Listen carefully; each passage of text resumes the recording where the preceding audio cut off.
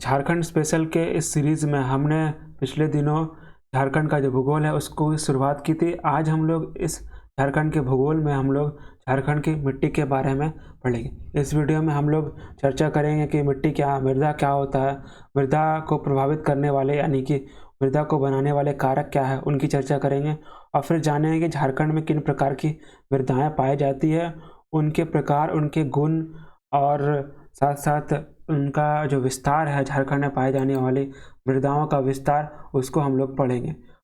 चलिए तो शुरू करते हैं। सबसे पहले हम लोग मृदा क्या है उसकी चर्चा करते हैं। मृदा क्या है? तो जो स्थल जो भूपृष्ठ होता है, स्थलीय भूपृष्ठ या फिर स्थलीय आकृति की जो ऊपरी परत होती है, ऊपरी परत, स्थल आकृति की ऊपरी परत को हम लोग क्या बोलते हैं? मृदा कहते हैं। अगर बाहर जाओ, बाहर जाने के बाद घर से बाहर निकलोगे और बाहर जाओगे तो आपको जो ऊपर में जो चीज़ दिखेगा, जो कण दिखेंगे, उस धूल दिखेंगे जो परत में जमा हुआ, ऊपरी परत को ही क्या बोलते हैं? हम लोग मिट्टी कहते हैं। ठीक है, तो आपको ध्यान में रखना है। अगर मृदा की परिभाषा अगर पूछे तो क्या है, तो पूरा लिखना है। स्थलीय भूप्रपटी या फिर भूपृष्ठ की जो ऊपरी परत है उसी को मृदा कहते हैं। ठीक है, तो जो अपने झारखंड में जो है कौन प्रकार की मृदा पाई जाती है उसकी हम लोग चर्चा करने से पहले जान लेते हैं कि मृदा का विकास कैसे होता है और मृदा को विकसित करने में कौन कौन से कारक होते हैं। जैसे कि देखिए, मृदा का विकास क्या होता है। जितने भी मृदाएं होती है वो चट्टानों से निर्माण होता है। किससे? चट्टानों से निर्माण होता है। झारखंड की जितनी मिट्टी है वो ज़्यादातर जो आर्कियन युग की चट्टानें हैं, आर्कियन जो युग है वो झारखंड का पूरे पृथ्वी का सबसे पुराना युग माना जाता है। आर्कियन युग जो कि 4.2 या 4.1 बिलियन ईयर्स एगो, यानी कि 4 अरब कह सकते हैं, 4 अरब साल पूर्व जो धरती के साथ जो चट्टानें बनी थी, उस चट्टानों से निर्मित झारखंड की लगभग सारी मिट्टियां हैं। 90% जो क्षेत्र है झारखंड का वो आर्कियन जो चट्टानें हैं उससे निर्मित हुई। देखिए, चट्टान जो होता है, चट्टान में तरह तरह के जो कारक है, जैसे कि ताप हो गया, जलवायु हो गया, उच्चावच हो गया, जैविक पदार्थ हो गया, दाब हो गया, इस सब कारणों से फिर हवाएं हो गई और भी जो पक्षी जंतु है, छोटे छोटे सूक्ष्म जीव है, उनके प्रभाव से क्या होता है? चट्टानों का टूट फूट होता है, क्षय होता है, अपरदन होता है। ये सब टूट के छोटे टुकड़े में बढ़ते हैं। जैसे कि मान लीजिए पठारी का क्षेत्र है, यहाँ पर से चट्टानें टूट के लुढ़क कर गिरी, फिर यह छोटे छोटे भागों में टूट कर यहाँ पर आया। जल के हवा के कारण ये और पानी में बहकर कहीं और ले गया, जो कि फर्दर छोटे छोटे टुकड़ों में बट कर फिर निक्षेप के वजह से ये छोटे छोटे टुकड़ों में बट गया। या फिर कहीं विशेष जगह पे पड़ा हुआ चट्टान है, जैसे बारिश हुआ, बारिश की वजह से बारिश हुआ, गर्मी हुआ, उसके प्रभाव के कारण ये टूटना शुरू हुआ। गर्मी आया, ये फैल गया। पता है गर्मी में गर्म की वजह से सारी चीज़ें फैलती है, फैल गया, ठंडी में सिकुड़ गया, तो ये लगातार जो ठंडा गर्म के सिकुड़ और फैलाव की वजह से क्या हुआ? चट्टानों में दरार आ गया। बारिश हुआ, दरार में पानी घुस गया और फिर ठंड के टाइम में दरार में जो पानी घुसा वो भी जमा, तो इस चट्टानों को और तोड़ दिया। इस तरह से जो ताप ये और जलवायु के प्रभाव के कारण क्या होता है, ये पर्टिकुलर कोई जगह पर स्थित जो चट्टान है वो भी टूट टूट कर छोटे छोटे मृदाओं का निर्माण करता है। साथ साथ इसमें जंतुओं का भी योग होता है, कारक होता है, जंतुओं का भी क्या बोलते हैं उसको, भूमिका होती है, ये सब होता है। तो कौन कौन से कारक मुख्यतः मृदा को बनाने में सहायक है? तो आपको दिमाग में रखना, जलवायु के विकास में इन सब कारणों का ज़्यादा योगदान होता है मृदा के विकास में। पहला क्या है? जलवायु। ठीक है। दूसरा क्या है? दूसरा जो है वो है आपका उच्चावच। ठीक है, उच्चावच। और तीसरा जो है वो जो पैतृक चट्टान है, चट्टान ले सकते हैं, कौन सा किस चट्टान का से बना है मिट्टी वो, और एक तरह से जैविक पदार्थ हो गया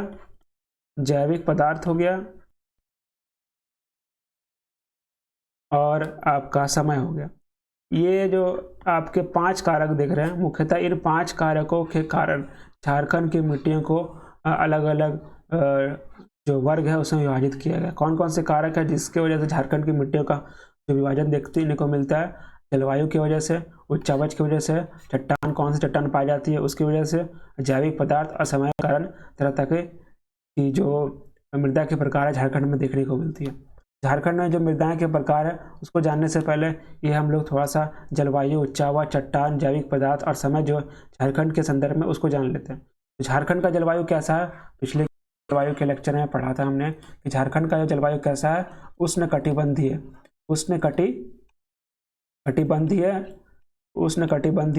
मानसूनी जलवायु है झारखंड का। ठीक है, उष्णकटिबंधीय मानसून जलवायु है झारखंड का। उष्णकटिबंधीय क्या होता है, मानसूनी जलवायु क्या होता है, उसको हमने पिछले पढ़ा था। हमें ध्यान रखना है यहाँ पे उष्णकटिबंधीय मानसून जलवायु है। उच्चावच की बात करें, झारखंड की जो ऊंचाई है, एल्टीट्यूड है, वो कहीं कहीं पर पहाड़ क्षेत्रों में 900 से 1000 मीटर ऊंचा है, कहीं कहीं 300 मीटर ऊंचा है। तो झारखंड की उच्चावच में ये स्थिति है।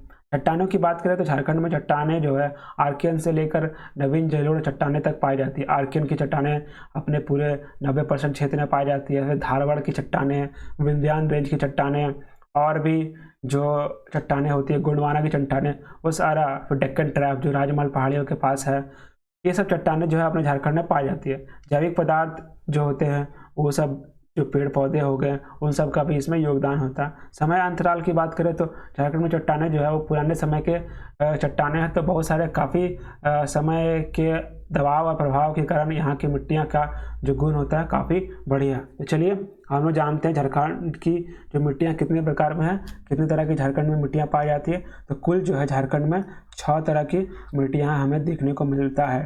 6 तरह की मिट्टियाँ हमें देखने को झारखंड में मिलता है। कौन कौन सी वो मिट्टियाँ हैं?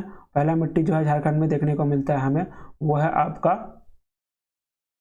लाल मिट्टी है। दूसरा है काली मिट्टी, तीसरा है लेटराइट मिट्टी, चौथा है हबरक मूलक मिट्टी, रेतीली या बलुआई मिट्टी और जलोढ़ मिट्टी। ये 6 प्रकार की मिट्टियाँ हमें झारखंड में देखने को मिलता है। आपको यहाँ पर राइट साइड में जो मिट्टियाँ, उसका विस्तार का जो चित्र है, मानचित्र है, वो आपको दिख रहा होगा। इसको डिटेल से भी हम लोग पढ़ेंगे। ठीक है, तो थोड़ा सा देख लेते हैं।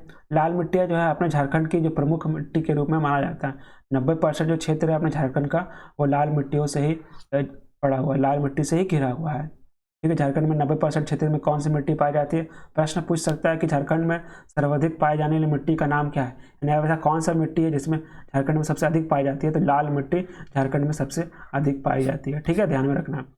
तो काली मिट्टी कहाँ पर पाई जाती है? तो राजमहल के पहाड़ी के क्षेत्रों में काली मिट्टी पाई जाती है, और ये धान, चने और कपास की खेती के लिए उपयुक्त माना जाता है। लेटराइट मिट्टी जो है पश्चिमी, जो रांची का पश्चिमी क्षेत्र है, पलामू के बगल वाला क्षेत्र, संथाल परगना के नीचे वाला क्षेत्र, ये जो है लेटराइट मिट्टी का क्षेत्र है। अभ्रक मूलक जो है कोडरमा और मांडू का बड़का गांव झुमरी तलैया का क्षेत्र है, वहाँ पर पाया जाता है। सारे चीज़ों को हम लोग कभी जानेंगे डिटेल में। एक छोटा सा पॉइंट ऑफ क्या कहता है इंट्रोडक्शन ले रहे हैं सारे मिट्टियों का। और रेतीली मिट्टी झारखंड में जो है धनबाद, हजारीबाग के पूर्व धनबाद वाला क्षेत्र में पाया जाता है रेतीली मिट्टी।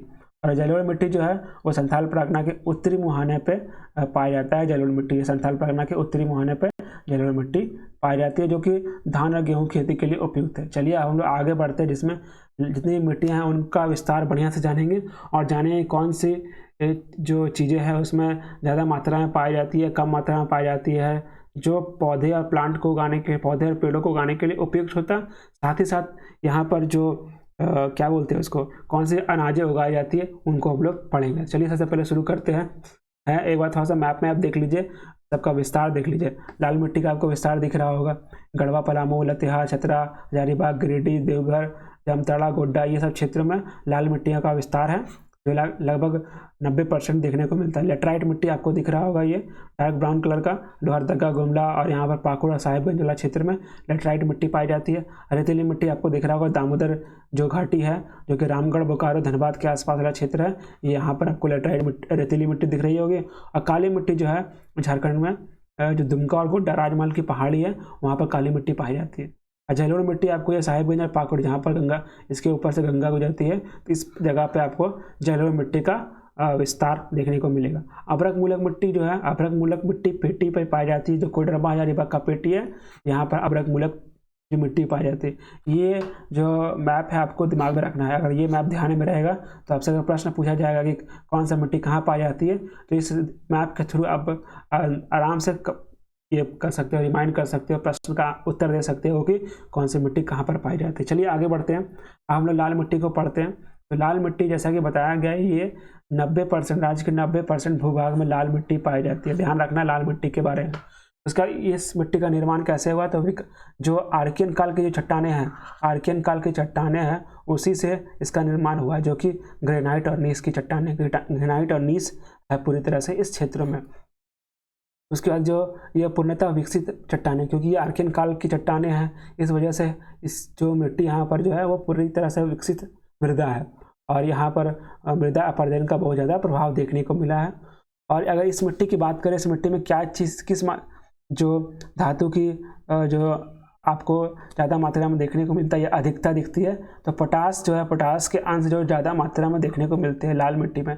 याद रखना है लाल मिट्टी में कौन सा जो पदार्थ है, कौन सा फिर धातु है कह सकते हैं, या फिर अधातु या भी कह सकते हैं, उर्वरक जो अधिक मात्रा में मिलता है, तो पोटास की मात्रा अधिक पाई जाती है लाल मृदा में। मैग्नीशियम हो गया, नाइट्रोजन हो गया और फॉस्फेट हो गया, ह्यूमस हो गया, ये सब की जो मात्रा है लाल मृदा में कम पाई जाती है। प्रश्न पूछा जाता है कि बताओ लाल मिट्टी में निम्न में से किसकी मात्रा ज़्यादा होती है। ऑप्शन में ये सारे दे देंगे, potash, magnesium, nitrogen, phosphate, humus. तो आपको पोटास पे टिक लगाना अगर ज़्यादा पूछे। अगर कम पूछे तो मैग्नीशियम, नाइट्रोजन, फॉस्फेट, ह्यूमस ये सब कम में आएगा। ठीक है, इस वजह से क्या होता है, लाल मृदा में पोटास की मात्रा जब कम होती है तो लाल मिट्टी में जो आपका जो जल ग्रहण करने का जल ग्रहण की क्षमता होती है कम होती है, और जल ग्रहण करने की क्षमता कम होने की वजह से क्या होता है, लाल मिट्टी में ज़्यादा जो क्या कहते हैं खेती की व्यवस्था नहीं हो पाती है। तो इसमें हम लोग क्या करते हैं, खाद या उर्वरक डाल के इसको खेती के लिए उपयुक्त बनाते हैं। ठीक है, लाल मृदा को हम लोग बेहतर उत्पादन के लिए जो खाद और उर्वरक का प्रयोग करते हैं। राज्य का जो जितना भी टाढ़ भूमि है या उच्च भूमि है, ऊपर वाला भूमि है टाढ़ भूमि, उसमें हम लोग को लाल मृदा देखने को मिलता है। और लाल मृदा की एक खासियत यह है कि लाल मृदा जो है ऑक्साइड जो होता है, ऑक्साइड की मात्रा जो है होने के कारण गर्मी में क्या होता है, कड़ा हो जाता है। लाल मिट्टी जो है उसमें आयरन ऑक्साइड पाया जाता है, इस वजह से गर्मी के मौसम में ये कड़ा हो जाता है। और लाल रंग का लौह ऑक्साइड होने की वजह से ही इसका रंग क्या होता है, लाल भी होता है। दो प्रश्न यहाँ बनते हैं कि सबसे पहला जो लाल मिट्टी है, लाल मृदा है, उसका रंग लाल क्यों है, तो लौह ऑक्साइड होने की वजह से। दूसरा है कि लाल मृदा कड़ी क्यों हो जाती है, तो लौह ऑक्साइड होने की वजह से लाल मृदा कड़ी हो जाती है। और दामोदर घाटी के क्षेत्र में ये मृदा भी पाई जाती है। अगर बात करें कौन कौन सा अनाज इसमें उगाया जा सकता है, तो ध्यान दीजिएगा कौन कौन सा अनाज उगाया जाता है। मोटे अनाज जो हो गया, ज्वार, बाजरा, मिलेट, ये सब उगाया जाता है। और मूंगफली, फिर रागी, इसको मड़ुआ बोलते हैं यहाँ पर, का गन्ना और चावल, ये सब का खेती हम लोग लाल मिट्टी में करवाते हैं या करते हैं। ठीक है, आगे बढ़ते हैं हम लोग काली मिट्टी की ओर बढ़ते हैं। काली मृदा जो होती है वो राजमहल ट्रैप, आपको चित्र में दिख रहा होगा, ये जो राजमहल का ट्रैप है, राजमहल का क्षेत्र यानी कि दुमका और गोड्डा वाला क्षेत्र, यहाँ पर काली मृदा पाई जाती है। ये अवशिष्ट प्रकार की मृदा होती है। इसमें कौन कौन सा चीज़ की संपन्नता है, तो पोटास, चूना, एल्यूमिनियम, कार्बोनेट, ये सब की मात्रा अधिक पाई जाती है, ये सब की मात्रा अधिक पाई जाती है। लेकिन नाइट्रोजन हो गया और फास्फोरिक अम्ल हो गया तथा जैविक पदार्थ यानी ह्यूमस हो गया, इसकी मात्रा क्या होती है, कम पाई जाती है। प्रश्न पूछा जा सकता है कि काली मृदा में कौन कौन सी चीज़ों की मात्रा में संपन्नता देखी जाती है, तो पोटास हो गया, चूना हो गया, एल्यूमिनियम हो गया, कार्बोनेट हो गया, ये सब की मात्रा काली मृदा में ज़्यादा पाई जाती है। और नाइट्रोजन, फास्फोरिक अम्ल और जैविक पदार्थों की कमी होती है इसमें।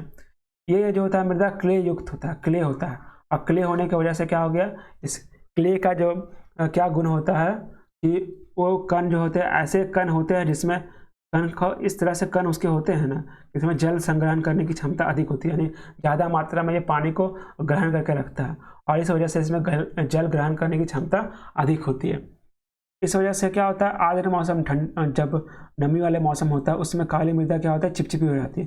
तो क्योंकि आर्द्रता से वो क्या करती है, जो वहाँ पर जो पानी की बूंदें है वो अब्जॉर्ब कर लेती है और चिपचिपी हो जाती है।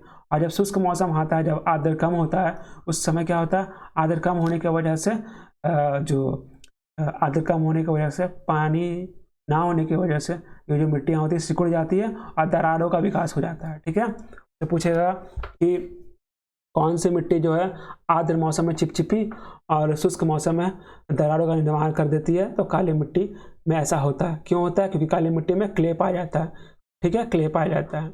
अब चलिए आगे बढ़ते हैं हम लोग। काली मृदा जो है शुष्क मौसम में दरार करती है, और दरार जो उत्पन्न करती है, दरारों की वजह से क्या होता है, उसमें ऑक्सीकरण रहता है, ऑक्सीजन दो दरारों में प्रवेश करता है, और साथ ही साथ दरारों से जो नाइट्रोजन है वो भी प्रवेश कर जाता है। इस वजह से जो मिट्टी है, काली मिट्टी, उसमें नाइट्रोजन और ऑक्सीजन की मात्रा प्रवेश कर जाने से वजह से क्या होता है, मिट्टी की जो गुण है थोड़ा सा गुण में निखार आता है, गुण में वृद्धि होती है।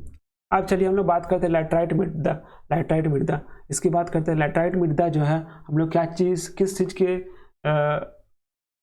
लैटराइट मृदा जो है वो किस रंग का होता है, कैसा रंग का होता है। लैटराइट मृदा जो गहरे लाल रंग का आपको दिख रहा होगा यहाँ पर, जो कि लोहरदगा, गुमला, लतेहार वाली जगहों पर पाया जाता है। रांची के पश्चिम और पलामू के दक्षिण वाले क्षेत्र में है, जो कि मैंने यहाँ बताया। एक जगह यहाँ पर पाया जाता है, दूसरी जो है इस जगह पर भी पाई जाती है साहिबगंज पाकुड़ के पास, और यहाँ तीसरा जो है इस जगह पर पाया जाता है। तो तीन जगहों पे ये जो लैटराइट मृदा है उसका विस्तार देखने को मिलता है। कहाँ कहाँ पर, ये जो पहला क्षेत्र है यहाँ पर लोहरदगा, गुमला, लातेहार वाला क्षेत्र, दूसरा जो है साहिबगंज पाकुड़ वाला क्षेत्र, और तीसरा जो है जो पूर्वी सिंहभूम है उसके कोने में यहाँ पर पाया जाता है। ये तीन चीज़ आपको ध्यान में रखना है। और मृदा का विकास जो हुआ है ये वैसे भागों में है जहाँ पर आर्द्र और शुष्क मौसम बराबर एक दूसरे के बाद आते हैं। आर्द्र मौसम के बाद शुष्क मौसम आता है, और मृदा का अपक्षय और अवलाछन की क्रिया के द्वारा यहाँ पर लैटराइट मृदा का विकास हुआ है। ठीक है, तो आर्द्र शुष्क मौसम के एक दूसरे के आने के बाद और मृदा का जो अपक्षय यानी तोड़फोड़ अपक्षलन के बाद यहाँ पर मृदा का लैटराइट मृदा का विकास हुआ है। इस मृदा में जो है ना किस चीज़ की मात्रा अधिक पाई जाती है, तो एल्युमिनियम की मात्रा और लोहा का जो मिश्रित सिलिकेट है वो पाया जाता है, और नाइट्रोजन हो गया, फास्फोरस हो गया, फास्फोरिक अम्ल हो गया, पोटास हो गया, चूना हो गया, और मैग्नीशियम हो गया, इसकी कमी पाई जाती है। ये तीनों ये दो पॉइंट जो होता है हर मृदा के आपको ध्यान में रखने हैं कि इस मिट्टी में कौन सी ज़्यादा मात्रा में पाई जाती है, कौन सी कम मात्रा में पाई जाती है। तो एल्युमिनियम, लोहा और जो मिश्रित सिलिकेट है वो आपको ये जो मिट्टी हम लोग जो पढ़ रहे हैं लैटराइट मिट्टी, इसमें अधिक मात्रा में पाई जाती है, सॉरी कम मात्रा में पाई जाती है। और नाइट्रोजन, फास्फोरिक अम्ल, पोटास, चूना, मैग्नीशियम ये कम मात्रा में पाई जाती है। ऊपर वाला अधिक मात्रा में, नीचे वाला कम मात्रा में पाई जाती है। इस मृदा की जो उर्वरता होती है वो कम होती है, निम्न स्तर की उर्वरता होती है, मतलब इसमें खेती जो है वो कम मात्रा में, मतलब उर्वरता कम होती है तो खेती के लिए उपयुक्त तो उतना नहीं है। ठीक है, और मृदा में क्या क्या चीज़ हम लोग सिंचाई करके उर्वरक डाल के और सिंचाई करके क्या चीज़ उगा सकते हैं इस मिट्टी में, धान हो गया, रागी हो गया, गन्ना उगा सकते हैं।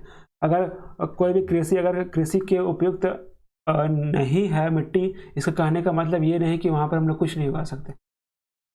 प्राकृतिक रूप से उसमें जो पौष्टिक तत्व है उसकी भले कमी है, लेकिन उस जगह पे अगर हम लोग बाहर से उर्वरक और सिंचाई की व्यवस्था कर दें तो भी वहाँ पर उगाया जा सकता है। उसी प्रकार से लैटराइट मिट्टी में इस सब की कमी होने के बावजूद भी हम लोग उसमें उर्वरक और सिंचाई करके धान, रागी और गन्ना उगा सकते हैं। अब आते हैं बलुई या रेतीली मिट्टी मृदा की बात करते हैं। तो जो बलुई या रेतीली मिट्टी है ये दामोदर घाटी जो है, जो कि धनबाद, बोकारो, रांची वाला जो क्षेत्र है, रामगढ़, रांची वाला क्षेत्र है, यहाँ पर ये देखने को मिलता है। इसका विस्तार यहाँ पर है, जामताड़ा तक इसका विस्तार है। तो कह सकते हैं ये जो क्षेत्र आपको यहाँ पर लाइट जो डार्क ऑरेंज दिख रहा है, डार्क ऑरेंज वाला क्षेत्र में क्या है, रेतीली या फिर बलुई मिट्टी पाई जाती है। ठीक है, ये जो रेतीली या बलुई मिट्टी है इसका निर्माण कैसे हुआ, गोंडवाना क्रम की जो चट्टानें थी, गोंडवाना क्रम की चट्टानें जो कि 250 मिलियन ईयर्स अगो जिसका चट्टान का निर्माण हुआ है, उस क्रम की चट्टानों की वजह से यहाँ पर ये बलुई या फिर सेल मिट्टी का निर्माण हुआ है। ये जो बलुई मिट्टी है यानी यहाँ पर जो मोटे बालू पाए जाते हैं, इस मोटे बालू में हम लोग को लौह का अंश देखने को मिलता है। लौह के अंश की मात्रा अधिक देखने को मिलती है। लौह के टुकड़े जो है अंश इस मिट्टी में हम लोग को देखने को मिलते हैं। लेकिन चूना की बात करें और ह्यूमस यानी जैविक पदार्थ की कमी होती है। ठीक है, चलिए आगे इसके बारे में और जानते हैं। इस मृदा का रंग जो है लाल एवं पीले का मिश्रण की एक साथ कह सकते हैं नारंगी या ऑरेंज टाइप का होता है, लाल और पीले रंग का मिश्रण होता है। ये जो चट्टानें हैं ये कार्बोनेशियस प्रकृति की चट्टानें होती है, इस वजह से यहाँ का इसका रंग क्या होता है, काला होता है। कार्बोनेशियस चट्टानों का रंग इस वजह से काला होता है। और यहाँ पर हम लोग मोटे अनाज की कृषि कर सकते हैं, मोटे अनाज की कृषि इस मिट्टी पे किया जाता है। और जो अगर बात करें भूगर्भ वैज्ञानिकों के अनुसार जो पंचेत है, दामोदर, बड़ाकर, ये सब श्रेणियों का निर्माण स्थल मरुस्थलीय वातावरण में हुआ था। मरुस्थलीय वातावरण में क्या निर्मित होने के कारण इस प्रकार की चट्टानें अल्पक्षारीय एवं अधिक इसलिए है यहाँ गुण की रेतीली मिट्टी का दृष्टिगोचर होते हैं। तो ये सब कोई इंपॉर्टेंट पॉइंट नहीं है, आपको जो इंपॉर्टेंट पॉइंट था ऊपर डिस्कस कर दिया गया। आगे आते हैं अभ्रक मूलक या मृदा। अभ्रक मूलक मृदा के बारे में हम लोग चर्चा करते हैं। तो जो अभ्रक प्रधान जो क्षेत्र है वो कौन सा है? झारखंड के जो उत्तरी भाग हो गया, मध्य उत्तरी भाग, यानी कि कोडरमा, हजारीबाग, चतरा का वाला जो इलाका है, जो आपको चित्र में यहाँ दिख रहा है, ये जो एरिया है, ये क्षेत्र जो है, यहाँ पर इसको अभ्रक पट्टी भी कहते हैं। और यहाँ पर अभ्रक वाला जो मृदा है वो पाया जाता है, अभ्रक वाला मृदा यहाँ पर पाया जाता है। इस मिट्टी में जो है बलुई अंश अधिकता होती है, बलुई की मात्रा अधिक होती है, और इस वजह से क्या उर्वरता अच्छी होती है। बलुई मिट्टी में क्या होती है कि जो जल की सोखने की क्षमता अधिक होती है, इस वजह से क्या होता है, ये इसमें जल की कमी नहीं होती है, और हमेशा जल की कमी नहीं होने की वजह से उर्वरता बनी रहती है, और इस वजह से इस क्षेत्र में क्या होता है, बड़े पैमाने पर खेती किया जाता है। ये सब जो चीज़ें होती है, मिट्टी की जो गुण होती है, वो गुण के आधार पर हम लोग कह सकते हैं कि कहाँ पर खेती बढ़िया मात्रा में होगा, कहाँ पर खेती थोड़ा सा उर्वरक या सिंचाई की ज़रूरत है। इस मिट्टी के रंग जो है आपको दिख रहा होगा पहले से, इसका रंग कैसा है, हल्का गुलाबी रंग का इस मिट्टी का रंग होता है। इसका क्षेत्र को तो बताया गया, कोडरमा, झुमरी, तलैया, मांडू, बड़का गांव, ये सब क्षेत्रों में इसका विस्तार हम लोग को देखने को मिलता है। अब आते हैं जलोढ़ मिट्टी की बात करते हैं, जो झारखंड का अंतिम प्रकार की मिट्टी है। जलोढ़ जो झारखंड मिट्टी, जलोढ़ मृदा जो झारखंड में पाई जाती है, वो किस तरह के चट्टानों से निर्माण हुआ है? इसका निर्माण जो हुआ है वो नूतन वर्ग की चट्टानों से हुआ है। ये झारखंड में जो पाई जाने वाली चट्टान है उसका एक अलग से चैप्टर है, अलग से वीडियो, वहाँ पर देखिए कि किस प्रकार से झारखंड में कौन कौन सी चट्टानें पाई जाती है। आर्कियन चट्टानें, गोंडवाना चट्टानें, फिर आपका धारवाड़ चट्टानें, नूतन चट्टानें, ये सारे वीडियो का लिंक जो है मैं यहाँ पर आई बटन में डाल दूंगा, या फिर प्लेलिस्ट पे आप जाकर देख लेना। देखिए, तो जलोढ़ मिट्टी जो है, जलोढ़ मिट्टी का निर्माण जो हुआ है नूतन वर्ग की जो चट्टानें होती है उससे हुआ है। इस वजह से यहाँ पर मृदा का जो परिच्छेदिका का विकास नहीं हुआ। जितना पुराना मिट्टी होगा उतना उसमें सॉइल प्रोफाइल जो हो गया, मृदा परिच्छेदिका लेयर बाय लेयर देखने को मिलेगा, ठीक है। लेकिन ये नूतन वर्ग की चट्टानें, नई चट्टानें है, तो इसमें ज़्यादा हम लोग को मृदा परिच्छेदिका देखने को नहीं मिलता है। और इस मृदा में जो है ना चूना और पोटास की मात्रा अधिक होती है, इसलिए इस प्रकार की मृदा हम लोग धान और गेहूँ की खेती आराम से करते हैं। इस वाले क्षेत्र में लोग धान और खेती ज़्यादा मात्रा में किया जाता है।